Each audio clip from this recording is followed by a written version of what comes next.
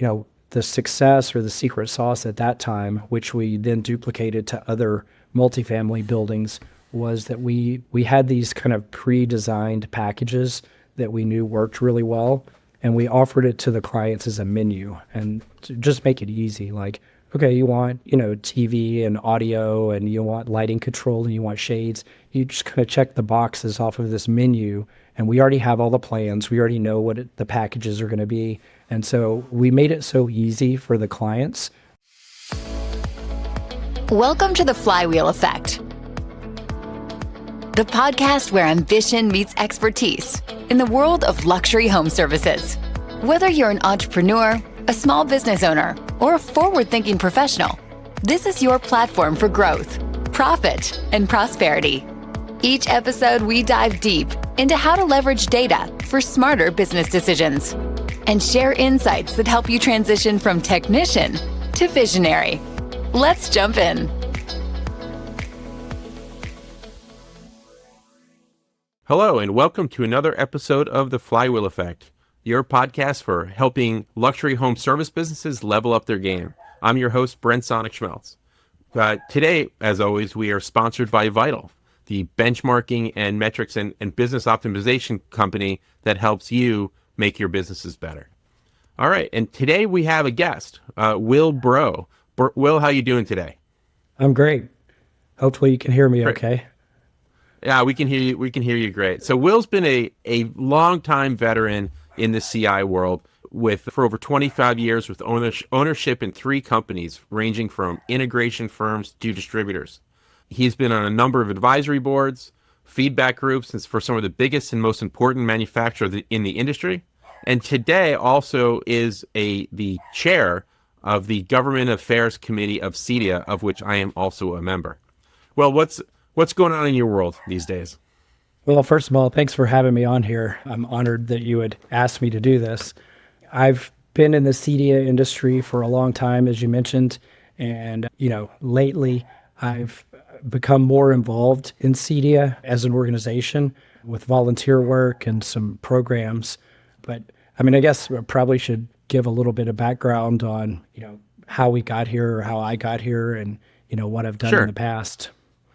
So I actually never, like a lot of people, never intended to get into this industry. This wasn't like my career goal. I was a biomedical science degree from Texas A&M.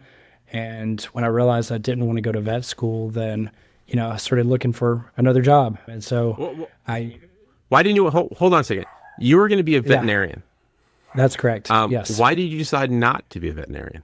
Well, because I ask because I do know that vet school has definitely the hottest girls of any of the graduate schools out there.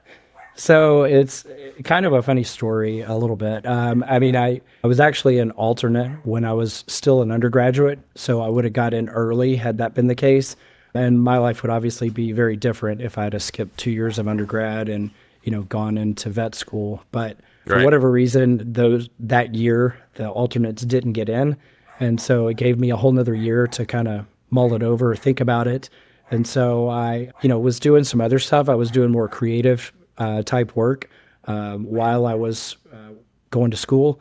And I was doing graphic design for the Student Rec Center. And I just really liked that and started thinking about do I really want to go into the office every day? And, it's being a vet is a little bit about working with the animals, which I love, but it's a lot about working with the people. And sometimes it's trying times and sometimes it's, not the best scenarios. So I just thought, I'm not sure if that's the way my life should end up. So I made a change. And that's good. Basically, I went ahead and graduated. My family wouldn't have let me not graduate, even though I don't use my degree. And I started working at a mom and pop shop selling home theaters back in 1998. And so that was my foray into the industry. They're still around. They've been in business coming up probably almost 50 years now, that company. Wow. But that's where I learned a lot about the industry or about the products. And then I moved to Houston and I started working at Home Entertainment, which shortly thereafter became Tweeter. So I was a store manager for one of their most profitable stores in the entire 150 store chain. And that's really where I learned the more of the industry side of things was, Yeah, Twitter was a big managing deal that. back then. Oh yeah, it was. I mean, after the fall of Circuit City, it was really only Tweeter and Best Buy at that time for any sort of nationwide chain. And now, that Tweeter's gone, then there's just Best Buy for nationwide type chains. So we did a lot of custom installation work at that time. So almost everything we sold. I mean, my store that I managed at that time had the highest percentage of plasma TV sales. So obviously almost every single one of those we were installing. So there was a lot of installation going on at that time. I don't think a lot of the current young, more recent people that came in understood how insane the plasma TV market was in the early to mid 2000s for installers, right? No. Such I great mean, money. Yeah, I mean, with the combination of architectural speakers and plasma TVs, you've got a lot of installation work on your hands there. So, but at that time, a 42-inch plasma was $16,000. So there was a lot of money in With it a as lot of well. margin. Yeah. So And so we the margin did was cool. well as a store. We were, like I said, at that time that I was managing that store, we were the second most profitable in the whole 150 store chain out of all of them. So a lot of that was attributed to our high percentage of plasma TV sales. Of our gross revenue, I think about 30% of it was plasma TVs. So we had already jumped into doing more flat panel TVs than anybody else. So we didn't need the big walls of projection TVs, so you had the huge rear projection displays. If you knew of a store back then you would walk in and see 20 or 30, rear projection 65-inch, 75-inch TVs all lined up on a riser. And we very quickly did away with all that because we didn't need it anymore. Why sell a, $1,000, $2,500, $3,000 rear projection when we could sell a $15,000 plasma? So when did you first move into ownership of companies? So it was right after that. We kind of saw the Tweeter Titanic iceberg coming. And so me and one of the guys that I managed, which, it's funny because a lot of the guys that I managed or, trained or whatever are still in the industry from those Tweeter years. And so they're either reps or they work for Savant or, whatever. So one of the guys that was actually in 12 volt, but started doing other stuff, approached me and was like, hey, what if we did our own thing? And so we started our own company and we ran that for 5 years, but it was, like a lot of startups, it was on a shoestring budget doing a showroom and learned a lot about, we were both good at sales, but we learned a lot about managing installers and things that, we hadn't had to do before. So we were successful because we made it, but that was also during the 2008 recession time. So the times were tough at that point, and we just made the decision. So that was the first time that I basically, sold my shares of a company, and we made the decision that the overhead of having both of us wasn't, going to work during the recession. So he bought me out and ran that for a few more years before merging with another company. So that was my opportunity to get into something bigger. And that's when I went to Wave Electronics, and I was there for 6 years. So Wave at the time was one of the larger distributors in the country. And I was fortunate to work there, and I was VP of marketing for almost 6 years. So I did all the CEDIA trade shows, worked with all the manufacturers to design and manufacture displays, and really, again, more like manufacturer insight at that time because I was working directly with a lot of the manufacturers, doing trade shows and displays and whatnot. We also had a dealer marketing program. So way back then was the first time I met Paul, who I now work with or work for.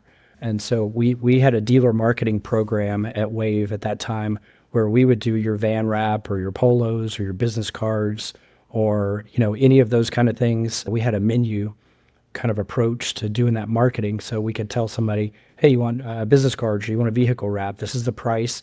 we get a contract rate on that, and we can do the design for you. So I had a whole marketing studio and 5 or 6 designers working for me at that time.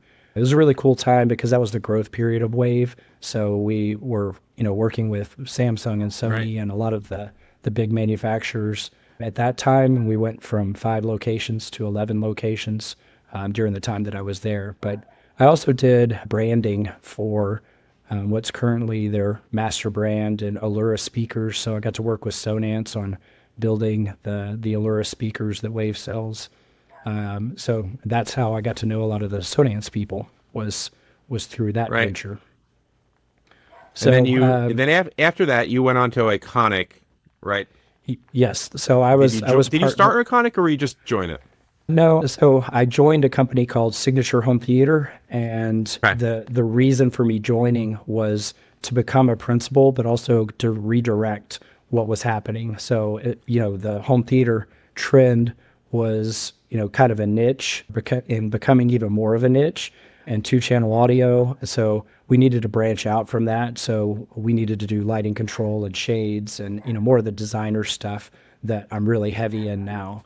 So I rebranded the company, opened up a showroom, and got us involved in multifamily projects, kind of elevating the types of projects that the company was doing. So while I didn't start Iconic, I started the name and the branding and that kind of division of that company.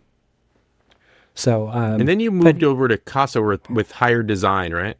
yeah, so Casa, I was actually showrooming for several years out of Casa, which, I learned a lot through that. They deal with a lot of very high-end, mostly Italian, but European manufacturers. So for plumbing or kitchens or, $30,000 sectional sofas and various things like that. I mean, it was a 10,000 square foot showroom of kind of the best of the best of what you could have in a home. So it was just right for the opportunity for somebody to have products that kind of coordinated with those furnishings. So we did a lot of like TV frames, art lifts, lighting, light fixtures, and kind of designer products in there. After working with them and within that showroom for several years, we thought as a group that there might be a good opportunity to kind of move the technology into Casa. So if people are doing a full home remodel, they probably want shades and lighting control and fixtures. And it was moderately successful, I would say, but we didn't already have that built-in business. Nobody was coming to us to say, hey, I want you to do our lighting design. So we kind of grew that business, but we didn't give it a long time once we realized that, it seems like it's better to have the technology in a technology company and leave the design or the furnishings in a furnishings company. We made Right. kind of a 3-person group decision, me, Paul from Unlimited, and Jerry, who's the owner of Casa, to move me and the projects that I was working on over to Unlimited, who we were using as the integrator anyway at that time. So That's an interesting journey. yeah, it is. And it's, it gave me a lot of, like I said, experience, but also dealing with, multifamily projects.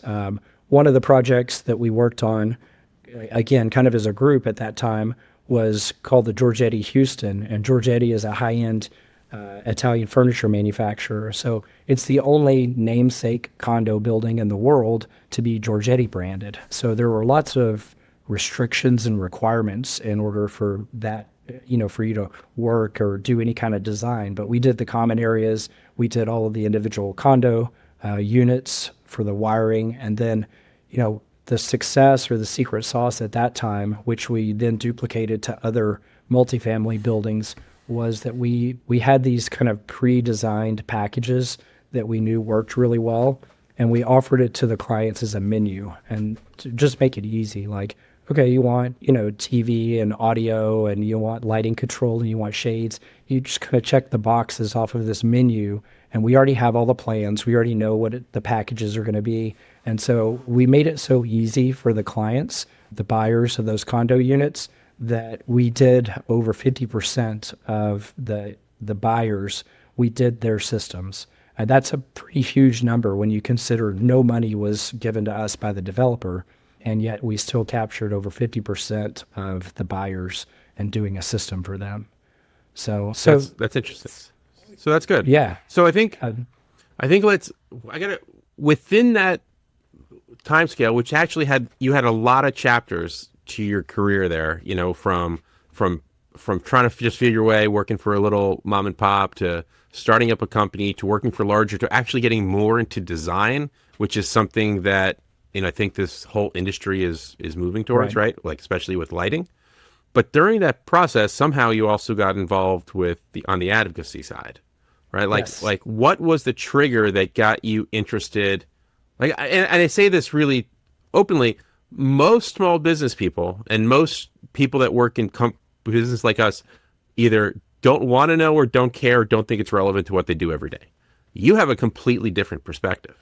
Yeah, it's kind of funny, again, another interesting story. The city of Houston was proposing that low voltage integrators or low voltage work should fall under electricians. It should be permitted. And so there was going to be a city council meeting to discuss this. And I knew about that and I wanted to be involved in it. But it just so happened that CEDIA was having one of the regional tech summits, like literally the Thursday before the Tuesday meeting. So because I know so many people at CEDIA, they asked me at that tech summit, hey, can you help us get the word out? We have these flyers, but we feel like nobody knows about this. Nobody knows that this is happening. And so I said, yes, absolutely. So not only did I hand out the flyers, I actually stood up on a chair because they didn't have a stage or anything, and with a microphone in the whole like expo hall of that summit, and explained what was going on and said, we really need to get some grassroots support to show up, sign up to speak and voice your input to the city council meeting on Tuesday. So you have to sign up by, before Monday to be on the docket, basically, to speak. So when we showed up Tuesday morning, Darren from CEDIA was going to be on the virtual meeting. And so he was number one. And so everybody knows, and everybody here is a CEDIA rep, the person that's listening to this. Darren, CEDIA, before we get into CEDIA, is the trade organization for custom installers that do the technology in the homes. Darren is in charge of all their legislative and government affairs, and he's been doing it for, feels like decades. A very long time. Yeah, it has been. So he's really good at what he does in tracking and following these legislation changes. So he actually reached out to me directly ahead of all of this. And so that's part of how I knew that this was going to happen. I mean, I live in Houston, but you don't always know what's going to be on a city council meeting agenda. The only reason I knew about it, I knew about it. The only reason I knew about it ahead of time was because Darren reached out to me and asked if I could get involved. And that was like a couple of days before that CEDIA Tech Summit. So anyway, Darren was the first one listed to speak. But when we got the agenda, they give you a paper agenda. It shows all the people that are registered to speak. Normally, it's a single page, like it's the agenda with the speakers on the front of a page. This was like 2 or 3 pages. And so when you look through it, we had a lot of people who signed up to speak. So it was phenomenal. And that alone made a big impact on the mayor. He literally said, before they opened up that topic, I know we have a lot of you here to speak on this. And, if you still want to speak, you certainly can. But I just want to let you know that we're going to pause any kind of decision on this until we understand it better. So if you still want to speak, go ahead and speak, because, he was saying that because they had 3 pages of people signed up to speak in support of what we were trying to do, which is to basically keep an exemption in place so we didn't have to permit low voltage work, or it didn't have to go through an electrician. So anyway, that was successful already. But then when I got up to speak, I tried to use, kind of a sales tactic. So I brought a prop with me and said, even under the current exemption, this 70-volt speaker that I'm holding in my hand would have to have a permit pulled for me or one of my technicians to install it in your house. So if any of you ever wanted to have in-ceiling speakers installed, you now have to pay more because we're going to have to permit it and pull a permit from the city, and then they're going to have to come and inspect it afterwards if this all goes through. And right away. It was like almost like dead silence. And then one of the city council members spoke up and said something I never really thought or made the connection that that's what we're talking about with this low voltage conversation. So long story short, for that, we won that battle because they kept even though they updated the code, city code, they kept the exemptions that we had in place. We wanted to update the exemption to show class 2 and class 3 because that's a better definition than 70 watts, 70 volts, which is what they had. Right. All right. We were just talking about how you got started with advocacy at that Houston meeting where you basically won and got a position for integrators, did not have to go through the electrical licensing, which is what I assume the electricians were behind the proposal.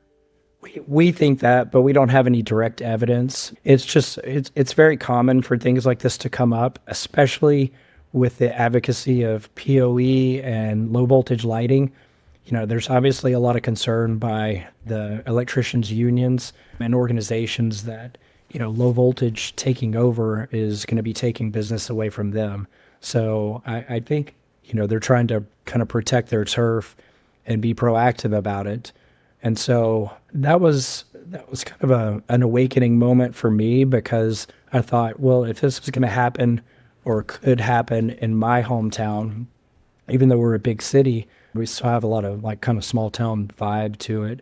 If that's going to happen here, then it's probably happening in a lot of other places. And so after that win, I actually spoke to several city council members at various events and things like that.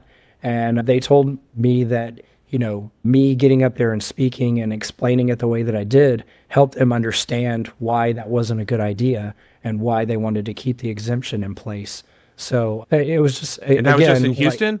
That was in city Houston. Councilman in Houston? Correct. Yeah, several. So, I spoke to several afterwards. So I think you just highlighted something really important, is that these proposed legislation, which we actually see all over the country all the time, they come up, and if you are not technically savvy or understand this, you think, oh, this is reasonable. We should pass this rule that says, oh, electricity is dangerous. We should have regulations around electricity without really understanding the nature of what that means, and because it's not all the same. But and they unless somebody like you describing it. Yeah, right. And exactly. it's coming from a place of good intentions. So they do think like, hey, and they're not wrong in some ways. We're one of the only trades that in most municipalities aren't regulated. So city of Houston, greater Houston area, 4 million people, and we don't have any inspections or pull permits for running low voltage. Now, the reputable and the good companies do it the right way and use fire block and, the right cable and plenum rated and all that kind of stuff. But what about the, let's call it trunk slammers that don't? So there is no oversight to that kind of stuff. So you can't blame the municipalities for wanting to have some sort of regulation. But once it's explained, it's not a life safety issue because current limiting or class 2 and class 3 are definitions that are inherently safe. NEC defines it as that. So the National Electrical Code defines class 2 and class 3 as safe because they are current limited and or inherently safe. So I mean, you could lick the end of a PoE cable and you're not going to die. You're not even going to really get a shock from it. So those are like copper, but that's about it. Yeah, exactly. And so that's, those are the kind of things that when you explain it that way to somebody who doesn't know the difference of electrical outlet versus low voltage lighting, then, they start to understand, okay, maybe that's not so crucial for us to permit or inspect every single one of those installations. And, we have the support of like Comcast and some of the big cable providers and a lot of the networking companies, because again, as soon as you put that low voltage, what we call low voltage, we really should be calling like class 2 and class 3. As soon as you put that under an electrician or under permitting, then every time one of those cables goes in a wall, it's going to have a permit pulled and inspection happen. So just like for any other electrical, for remodeling or new construction, most people don't want that. No, and I mean, in most municipalities, going through a permitting process is an annoyance and takes too long. And just hold up. I mean, that's why there's a huge percentage of work that should be permitted is done without pulling a permit, especially That's on right. the small scale remodel. Right? Yeah, 'Cause it's just a absolutely. pain. It's just a pain. That's really more of a life But safety there, issue than low voltage. So, well, and yeah, and and so that's a real issue, but whereas our work is probably not a real issue to most people, especially once they understand it. So anyway, that was, after that whole event, then they landed on the code, they updated it because they had to update it like 4 years and they wanted to do it quickly. So they just decided to keep the exemption in place. Daryl caught wind of and president. Daryl, yeah, Daryl, for those who don't know, is the president of CEDIA, who has been involved with advocacy for a very long time. Yeah, so he found out about that and asked me if I would be a panelist or a guest at a CEDIA Expo in Dallas to talk about advocacy and specifically about what we did and how we kind of overcame that Houston issue. So I was on stage and we didn't know how many people would show up for that, but it ended up being standing room only, and there was like 300 or 400 people in the room, in the ballroom. Yeah, I was in there that to room. Listen. Okay, so Yeah, that's I was there. It was a good crowd.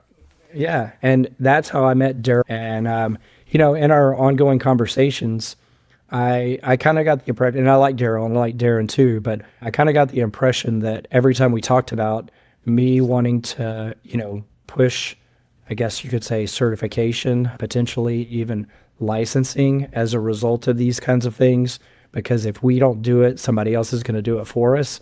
I think he kind of he gave me the impression like, well, if you feel so strongly about this, why don't you do something about it? And why don't you get on the government affairs committee? And oh, by the way, why don't you become the chair of the government affairs committee? So that's what led to me being the chair of the government affairs committee. I had those same conversations with Daryl and Darren over the same period of time, right? Like, Okay. like I look at this two ways. You either have to get ahead of it, or else someone else does it for you, and then it's not what you want, and that's going to be electricians, which is going to cause all kinds of problems. They don't have the design focus. The other side of this, and I don't think this is spoken about enough, is that if you define a licensure and some sort of process for this that's required, you also protect your members. You're not hurting them, right? Yeah, and I have to admit, I had that view previously years ago that why we don't have permitting now. Why should we need to have some sort of certification program? And that's coming from a person who's still, I'm not a technician, but I still took the CEDIA test to be certified as a technician. I still thought that it shouldn't be required at that time. I've changed my view, and it's because of what you said. We have to protect ourselves. Now I think it should be required, because if we have our own certification, if we have our own oversight, to where if you're called an integrator or a technology integrator, as we try to do with the standard occupation classification, that is, if we have that as a title, then you should have some sort of certification to back that up, showing that you know what you're doing. Because like you said, if we don't do that, if we don't regulate ourselves, somebody else is going to do it. It's bound to happen everywhere. That's why I called it a battle, not a war, that we won in Houston, because it'll come up again. It's just a matter of time when it's going to come up again, where somebody else, a new mayor, a new person in the permitting department is going to say, hey, why aren't we permitting this? And this whole conversation is going to come up again. And if we're being reactive to that, we might miss that, and this might go through. And that's happened in a lot of places, because we can't get there every single time, or we don't always know about it every single time, and or even if we are there, we don't always win every single time. So every time we're not being proactive about it and trying to better ourselves and legitimize our own industry, then like I said, like you said, somebody else is going to do it for us. It is definitely bound to happen everywhere. Yeah, we hear it on our monthly meetings, right? Like when Darren's out there accumulating all these state regulations, and it's clear there every month or every few months there's another one coming through that's not defined by us, and then we have to be reactive.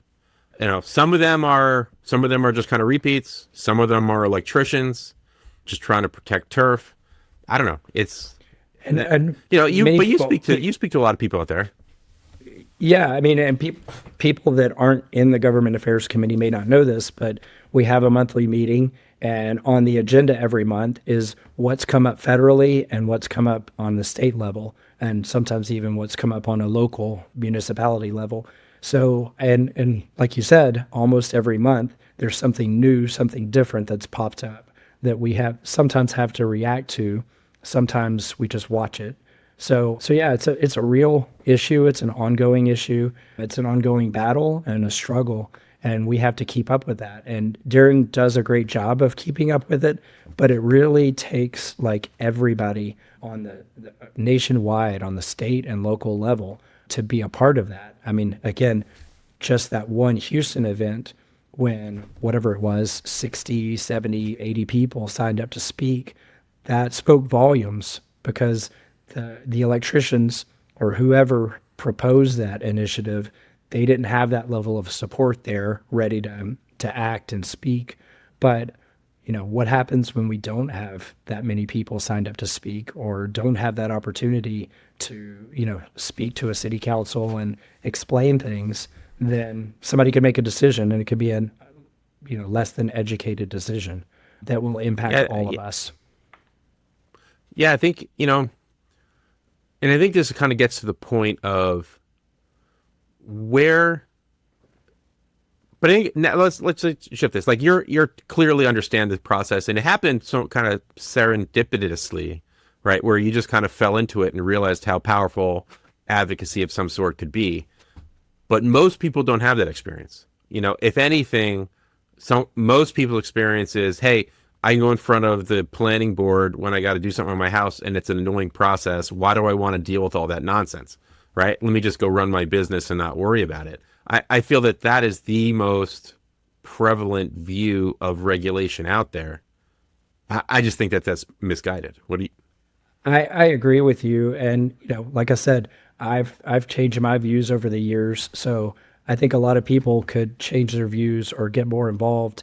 It's just the reality of the situation is that somebody is out there doing it, and it may have a good impact, it may not have a good impact, it may negatively impact us. So if somebody is out there actively doing something, then we should be involved in that. We should be a part of that decision-making process.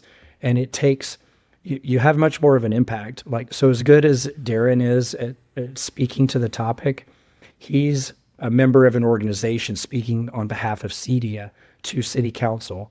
They may listen and consider him an expert, but I'm not tooting my own horn. But when I get up there, I'm one of their constituents.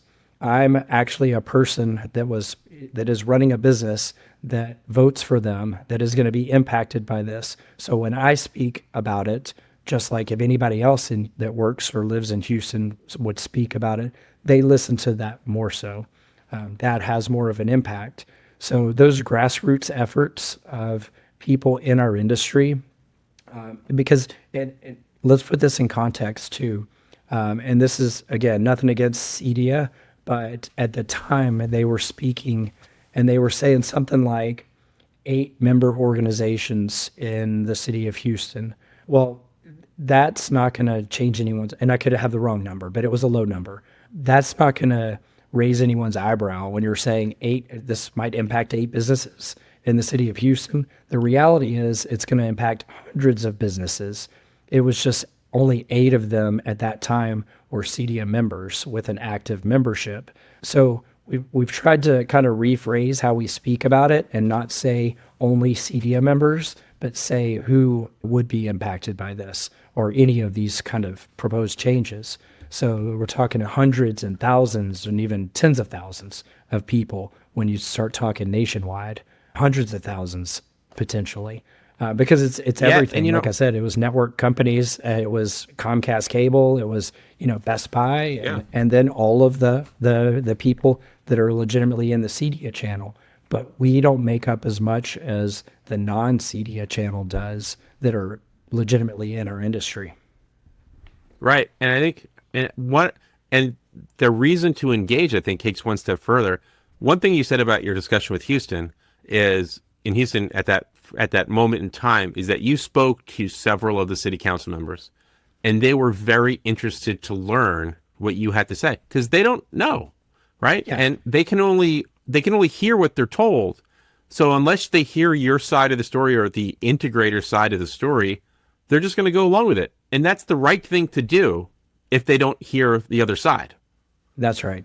And again, you can't blame them for, not knowing about everything. No, they can't it's possibly intentions. know. Yeah, it's every aspect of building a home or building a commercial building, plus every aspect of the law for streets and sidewalks and everything. I mean, it's just endless. No one on city council is going to know all of those things.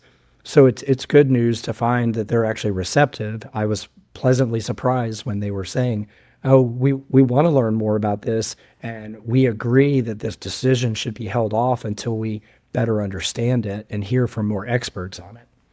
So The good again, news, a positive impact.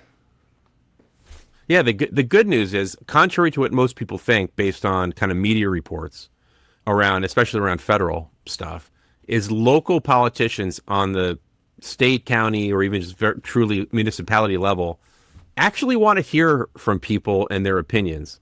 As long as you're respectful and come about it the right way, they will take your call you back, engage with you, and let you know and ask questions so that you can inform them of your reality.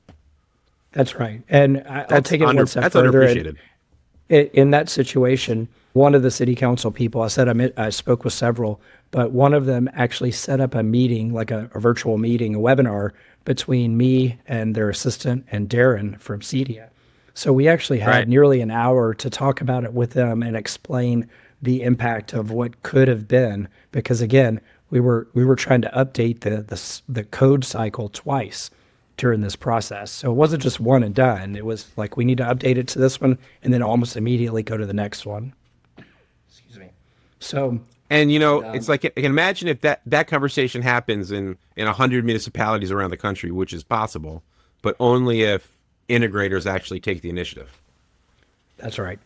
So we have to be available and present and willing to engage in these type of conversations. Right. And it's not just volunteer for charity. It's actually in your self-interest to do so. Yeah, So. Sorry. A lot No of it problem. is at the most base level, it's self-preservation. We have to do this. Yep.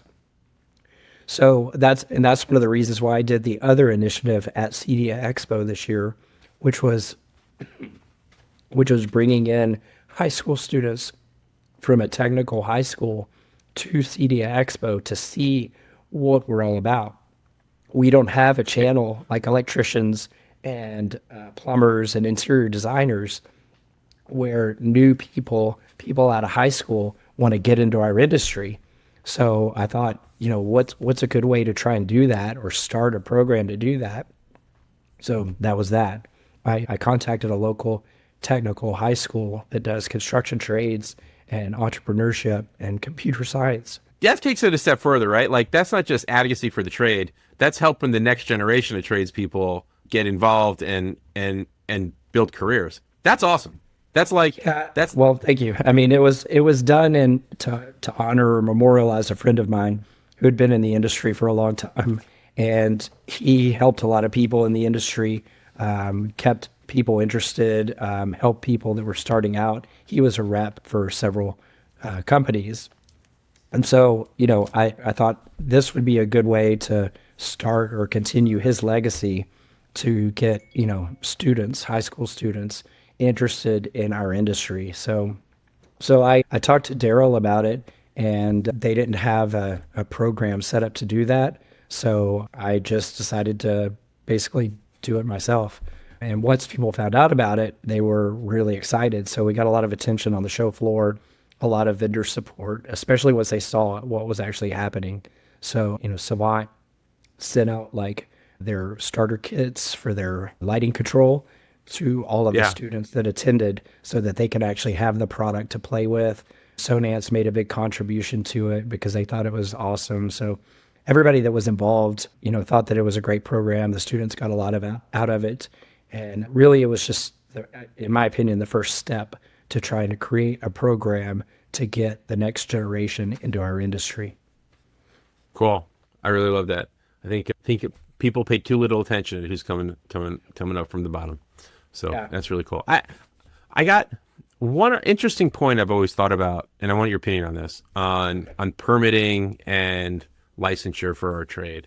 One thing that I hear a lot is there's some people in our industry get a little frustrated in a lot of new construction, especially custom home, where the architect, because it's not permitted and therefore not necessarily required on the drawings, doesn't plan for class 2, class 3, or low voltage properly. And so then when you're going in to do speakers, lighting control, shades, whatever, that's not high voltage, you got to go through pillars. They've got to find room for the speaker in the wall. Where's the blocking going? And it seems like it's just a big frustration that if we could figure out how to get on those drawings, it would be solved. One way to get on those drawings is to require a permit for new construction. Yeah, I see your point there. Excuse me. I see your point there, but I'm not sure that I would necessarily agree with that. Just, full disclosure. I think the better route is probably partnerships and education to the architects and designers. Most of the builders and architects that I've ever worked with, have spoken with, and our company works with, they want our input on things like that. They don't want to necessarily change their design as a result, but they want the pages that we would create for the low voltage or the technology pages of the plans. They want that included in the construction documents so that before even ground is broken, everybody knows what's going to be happening. And for a lot of us that are integrators, that's normal anyway, because especially if we're doing lighting control, you're going to do a centralized lighting control system.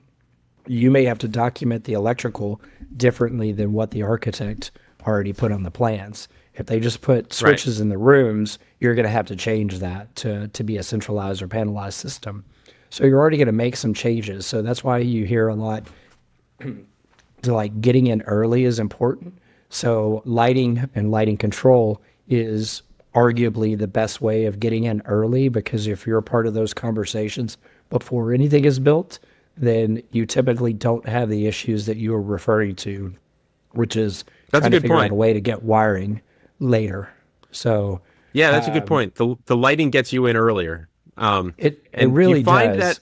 Do you find with the lighting, if you already have a lighting conversation, can you have then the distributed audio conversation on top of that, so that gets included too, or is that always going to be after the fact? I wouldn't say that it's after the fact, but honestly, for most clients, the distributed audio is just kind of a thing they're going to do. Typically there's not as much of a conversation around that, but light fixtures and lighting control, and am I going to have 16 switches on my living room wall, or am I going to have a single keypad? Those are more important conversations to them, so they want to address those typically ahead of time.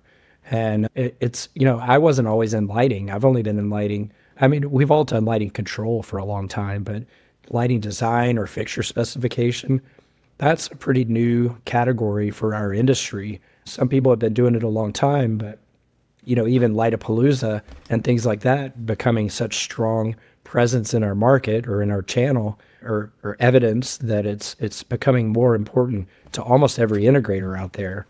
I have to credit, Tom Doherty. I was in HTSA at the time, and he was starting to promote lighting design because that's what he was doing. And so I took the classes kind of thinking, I'm not sure how this is relevant to me, but it was very quickly we learned how relevant it should be to all of us. And that kind of kick-started my interest in it.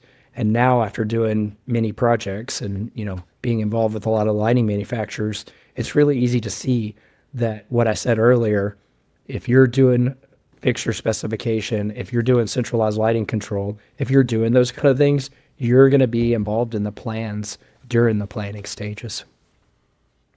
All right. So as we're getting close to an hour here, one last question I really had for you is, hey, if you're listening to this, and this doesn't apply to just integrators, but any trade, listen to this, you say, okay, that sounds interesting. I'd like to get involved. How would you propose they start getting involved? There's a couple of ways. So, it depends on what your interest level is. Education is important because, again, because we don't have a higher education like schooling or apprentice program like most of the other trades do. If you're an interior designer, you have to go to school to be an interior designer. You have to have continuing education. If you're an electrician, you have to be an apprentice and under a master electrician and have kind of that career path. We don't have that. So you have to kind of, I guess you could say, take what you can get. CEDIA has a lot of education, but there's also a ton of education at Lightapalooza. So if lighting is of interest to anybody, then that show or that expo should be on everyone's list. It's cool to go and see all the new whiz-bang features of the booths that they set up for lighting, but it's really more important for the education side to go in and learn about DMX and Dolly and dimming and fixture specification and lighting design and various things like that. You don't have to be a lighting designer, but you have to learn about it.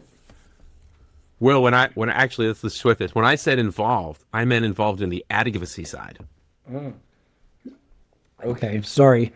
So No, that's all right. That's all right. We were on the lighting. So let's flip it back to that advocacy. If you listen to this and we're having this advocacy conversation, how do you get involved?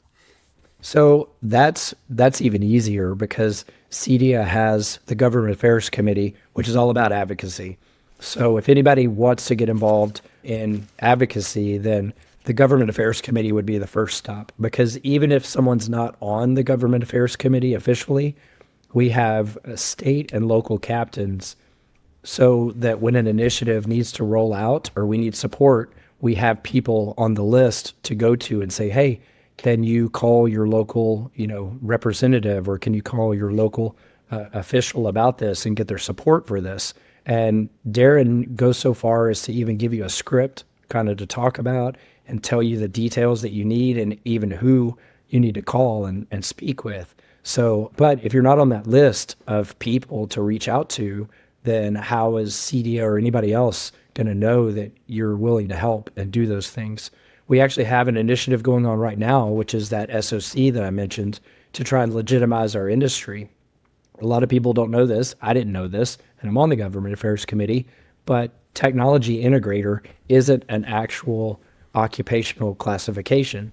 So like an electrician is, like an architect is. Almost everybody that we work with has an official federal code for their industry or for their occupation. We don't. Even IT technicians didn't until like 10 years ago. They didn't have occupational classification either. They got it. We're trying to get that for our industry. It's called technology integrator, and it requires the federal government sign off on this. And we need support of legislators in order to do that. So we made buttons for people to scan so they could email their local representatives, but calling them, I did it myself. It's very easy. They're very receptive to it, like we talked about earlier. They usually have assistants that ask questions about it and say, is there any other legislators that have signed off on this letter? And you say yes, and you tell them who, and they're like, great, I'll get this information over. But we need them to sign off on this letter in order to make this happen, because we really only get this chance like once every 10 years to make this happen. Mm-hmm. And the window of opportunity is closing. So it's just an example, but it's a relevant example to what's happening right now, today, to where we're trying to make this classification happen. And we need everybody's input, feedback, participation to help bolster that support from the government. That's great. I think getting on that list for Darren and the Government Affairs Committee will also let you know, because we'll let you know via email or text when something is coming up in your space, if you want to go speak like you did or get involved or somehow. I also believe that right now we're looking for some captains. If you really want to get involved and lead your region, reach out to Will or me or the Government Affairs Committee at CEDIA, and we can set you up on that. Like that would be even better. That would be awesome. Yeah, So- I forwarded a bunch of names of people that I know in various areas where we have gaps. We have some, dedicated and committed people in some areas, and then we have holes in some major areas of the country. So, I'm kind of volunteering some people that I know to be part of that. But it would be better if we had people that like legitimately wanted to do it, reach out to us and say, hey, I'm in Nebraska and I want to be a part of this. Yeah, and I guess the other piece is be a captain is great, but just pay attention. Like make sure you show up when you can.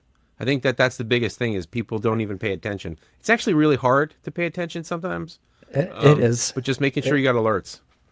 But, kind of keeping your ear to the ground, Yeah. being available for CEDIA to reach out to you is one aspect. But there's also the other aspect. If you are, let's say, they just changed the name. I've been one of these for CEDIA since it began. I was in the first class, but it used to be called COI, which was Certified Outreach Instructor, where you can actually go out and give CEUs to architects and designers. Well, when you do things like that and you network and you get involved with electricians or architects or builders or things like that, you're going to hear stuff and you can either educate them like a COI would, or you can, hear their feedback as maybe the counterpoint to something that we're talking about. So it's that networking is really important so you understand not only what our industry is doing, but what are the other industries doing? Absolutely. Well, this has been great. Any last comments or thoughts? No, I mean, I think it's sad for a lot of different people and a little, we need people to get involved and we need people to do it. And a lot of people say, why me? But I think the biggest thing is if not you, then who? So like we need people to just get involved, educate themselves and participate. CEDIA is a great organization, but there's lots of other ones out there too. So if it's not CEDIA for you, get involved in another organization, help out, because at the end of the day, worst case scenario, you'll meet people, you'll learn things. Best case scenario, you'll help a cause. That's awesome. And add to that is you will feel good about it too. Like you get involved, it'll give you a sense of pride that you're getting something done outside of your ordinary. Having done it for years myself, it gives you a sense of worth. So I applaud all those that join and come on board. So Will, this has been great. Thank you for joining us on the Flywheel Effect. This is your host Brent Sonnek-Schmelz, and as always, if you'd enjoyed this episode, please like it, share it, and give us a follow. And until next time, this is the Flywheel Effect. Thanks very much. Thank you for tuning in to the Flywheel Effect. Our journey through the intricate world of luxury home services continues to be fueled by your passion for excellence and innovation. If you found value in our conversations today, don't forget to follow us wherever you get your podcasts. More insights and resources. Visit us online at growwithvital.com. Until next time.